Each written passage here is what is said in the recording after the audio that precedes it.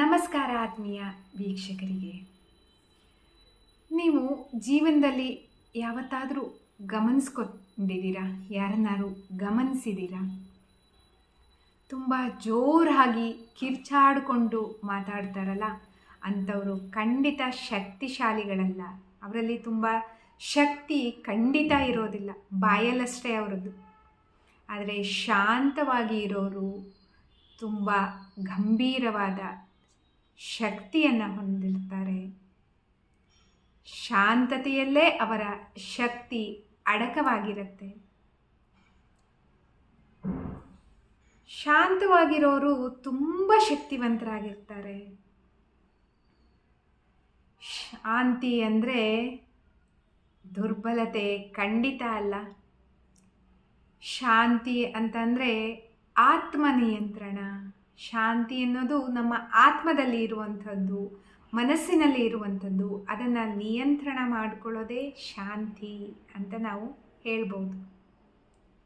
ಶಾಂತಿ ಅನ್ನೋ ಪದವೇ ಎಷ್ಟೊಂದು ಶಾಂತವಾಗಿದೆ ಅಲ್ವಾ ವೀಕ್ಷಕರೇ?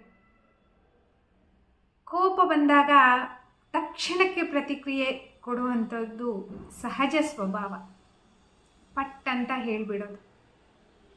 ಅದೇ ಪ್ರತಿಕ್ರಿಯೆ ಕೊಡದೆ ನಮ್ಮ ಒಳಗೆ ನಾವು ಸಮತೋಲನವನ್ನು ಕಾಪಾಡಿಕೊಂಡು ಹೋಗೋದೇನಿದೆ, ಅದೇ ನಿಜವಾದ ಶಕ್ತಿ, ಅದೇ ನಿಜವಾದ ಶಾಂತಿ ಅಂತ ಕರಿಬೋದು ನಾವು. ಶಾಂತ ವ್ಯಕ್ತಿಗಳು ಎಲ್ಲರೂ ಹೇಳಿದ್ದನ್ನು ಎಲ್ಲವನ್ನು ಪೂರ್ತಿಯಾಗಿ ಕೇಳಿಸ್ಕೋತಾರೆ ಮತ್ತು ಕಡಿಮೆ ಮಾತಾಡ್ತಾರೆ. ಶಾಂತ ವ್ಯಕ್ತಿಗಳು ತುಂಬ ಹೆಚ್ಚು ಮಾತಾಡೋದಿಲ್ಲ, ಜೊತೆಗೆ ಹೆಚ್ಚು ಆಲೋಚನೆ ಮಾಡಿ ನಿರ್ಧಾರವನ್ನು ತೆಗೆದುಕೊಳ್ತಾರೆ.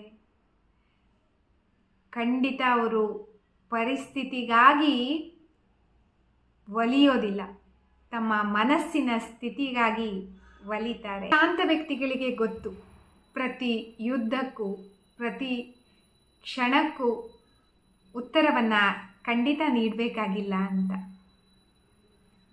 ಮೌನ, ಶಾಂತಿ, ನಿರಾಳತೆಯೇ ಗೆಲುವಾಗಿರುತ್ತೆ. ಶಾಂತ ಮನಸ್ಸು ಅಂತ ಅಂದರೆ ಸ್ಪಷ್ಟವಾದ ಮನಸ್ಸು. ಸ್ಪಷ್ಟ ಮನಸ್ಸು ಅಂತ ಅಂದರೆ ಸರಿಯಾದ ನಿರ್ಧಾರ. ಸರಿಯಾದ ನಿರ್ಧಾರ ಅಂತ ಅಂದರೆ ಅವರ ಒಳಗಿರುವ ಶಕ್ತಿ.